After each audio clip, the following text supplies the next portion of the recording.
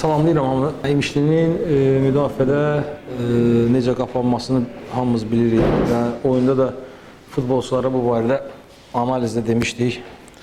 Xüsusən standartlar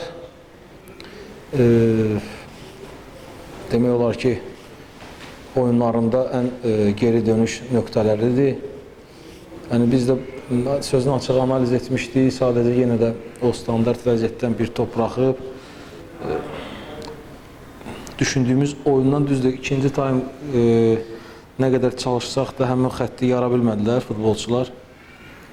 Həm irəli baxmaq lazımdır. Düşünürəm bu hissədə daha güclü olmaq lazımdır. Son oyunlar,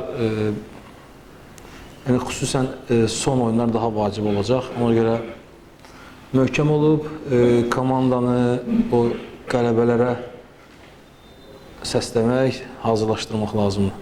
Bu qədər.